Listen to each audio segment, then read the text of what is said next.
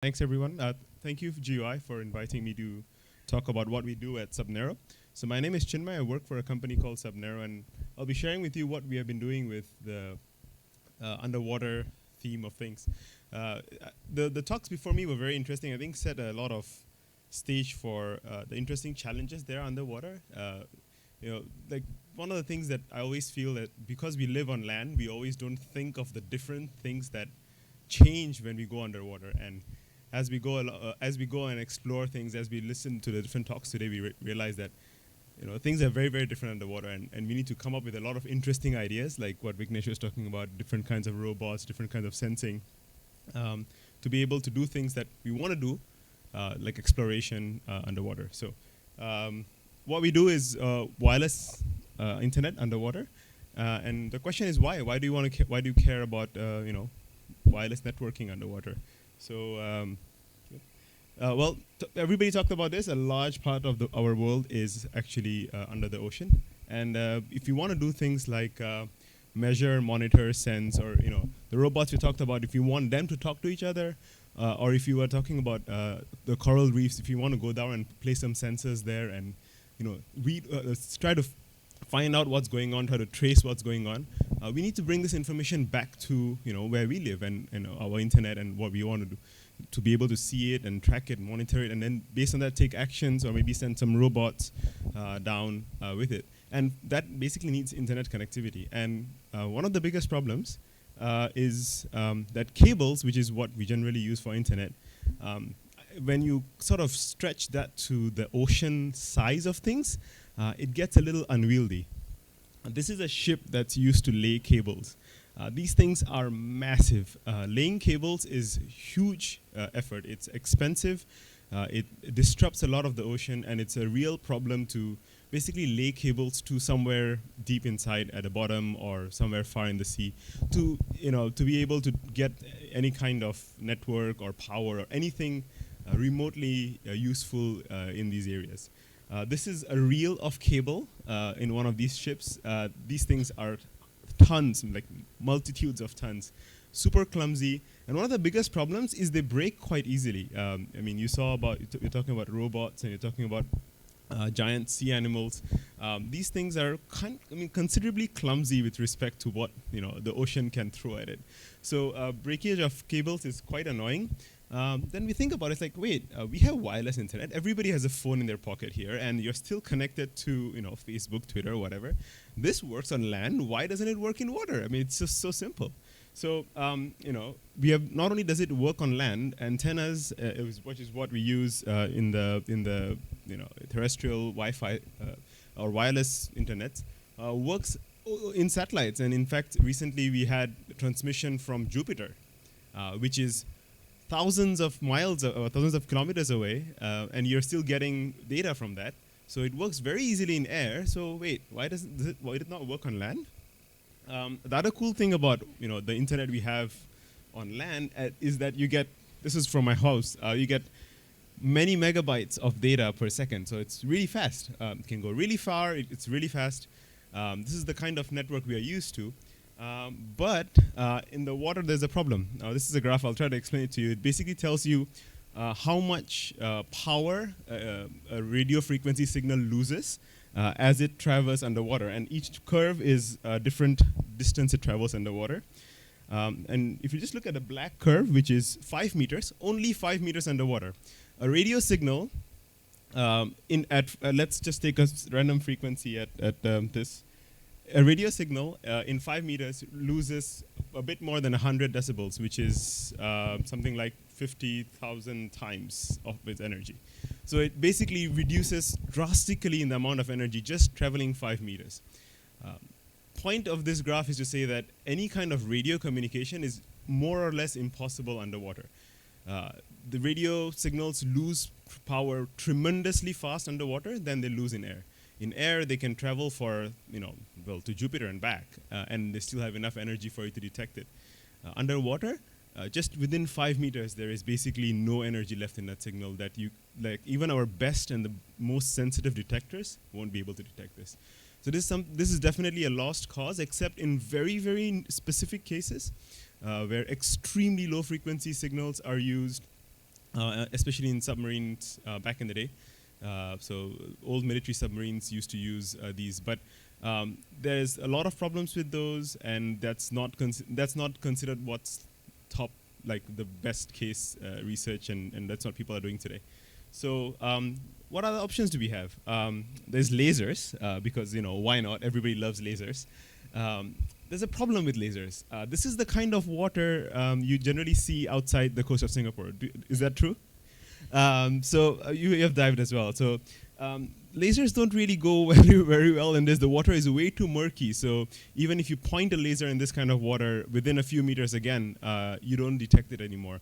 So same problem, like electromagnetic waves. Lasers do not work in all waters. If you have a very pristine ocean, in off the coast of Thailand or somewhere nice, yeah, sure, you might be able to have use lasers, but they don't work in all waters. And the second water gets murky, optical transmission is not a use case.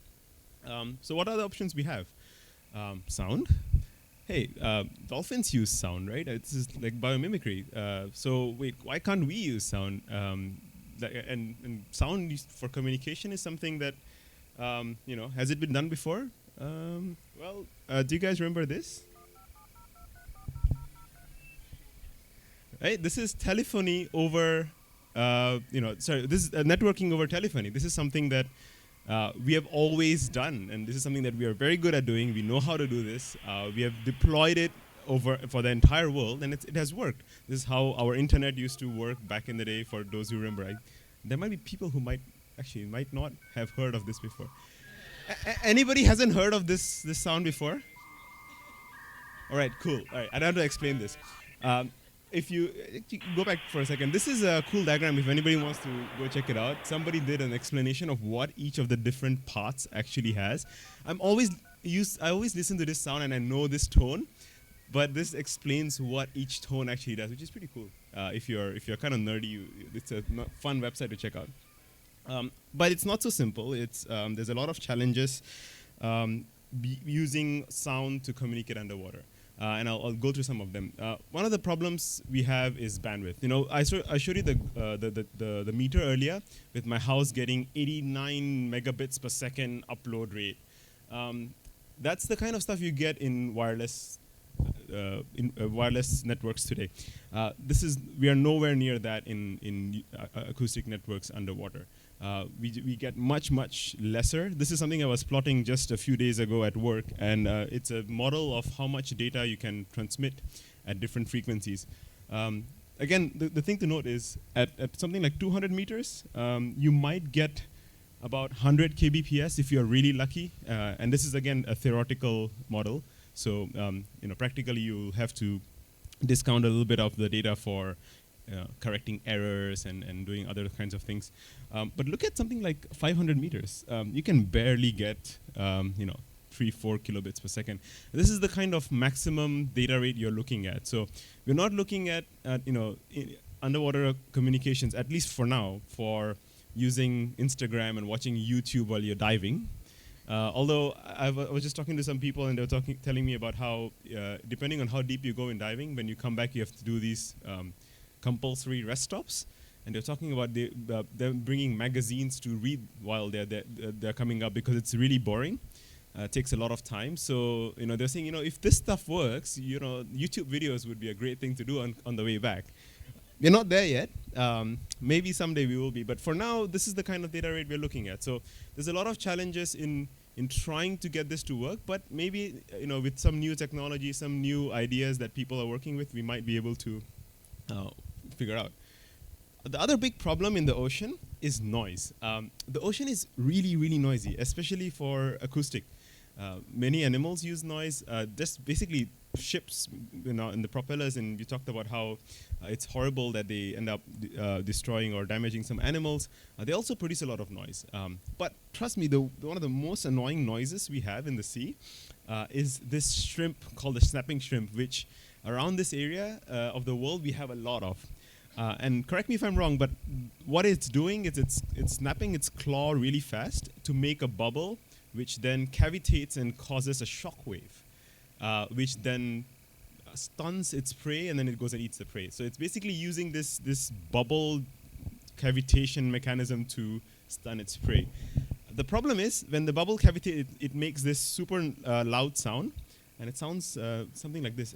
If you can play the sound.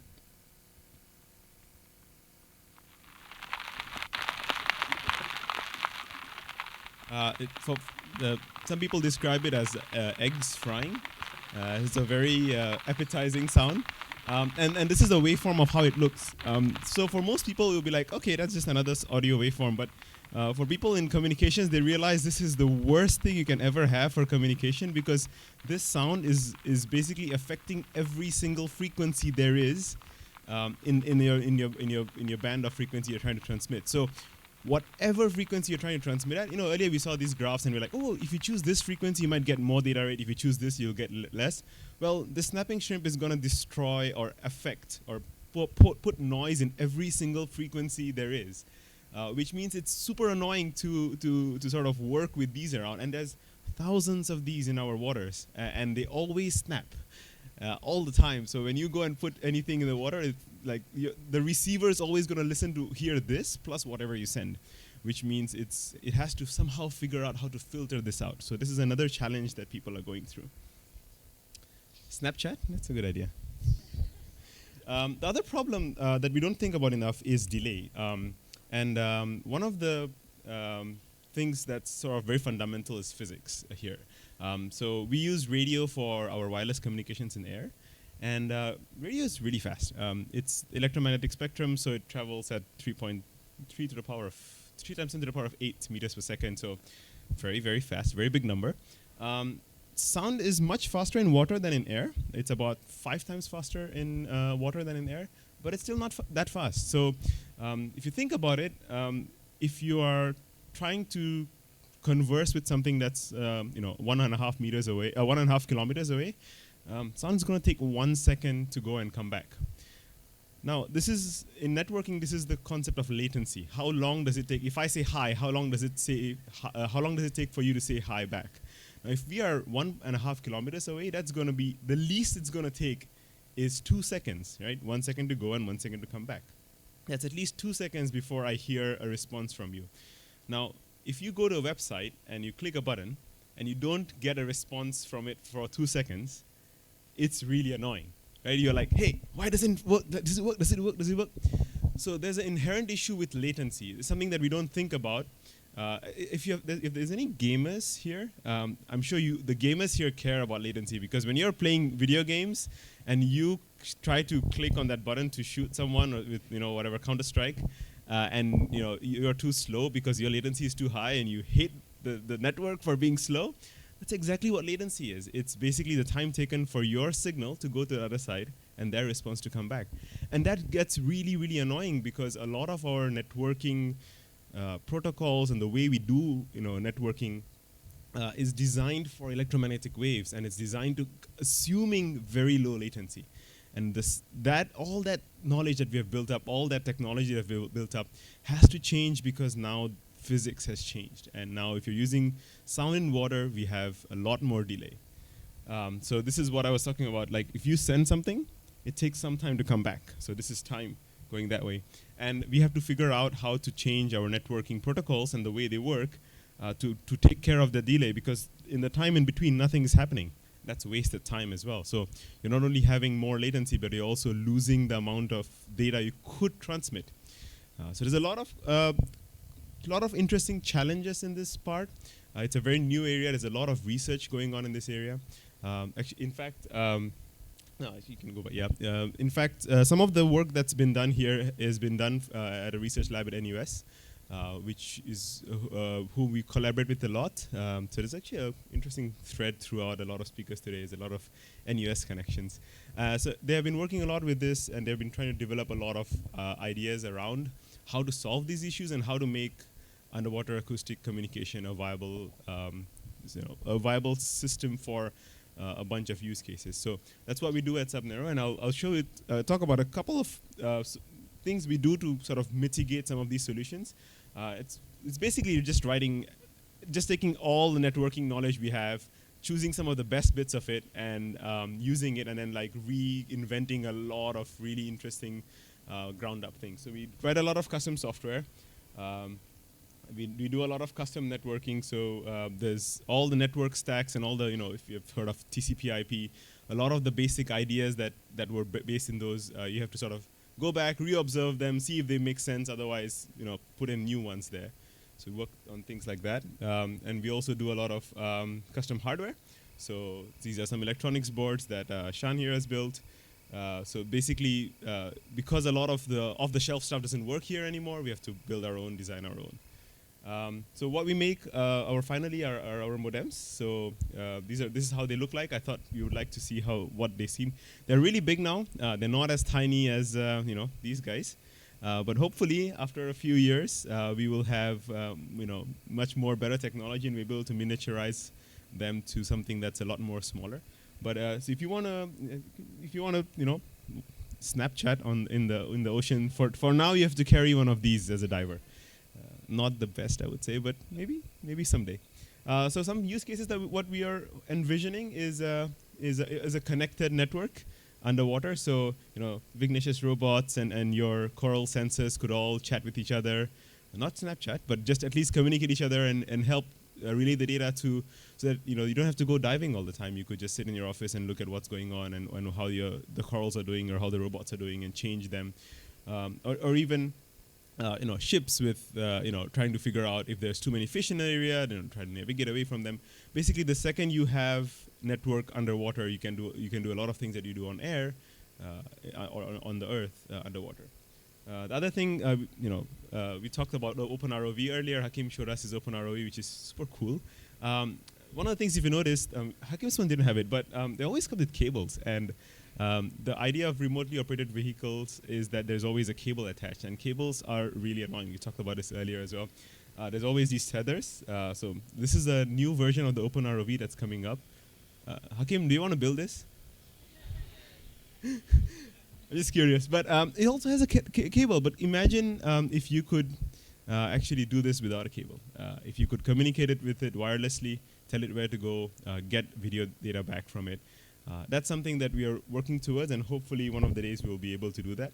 The other thing is, you have these big installations, whether it be oil rigs or any kind of big structures in water, maintaining them, looking at them. We're talking about biofouling earlier.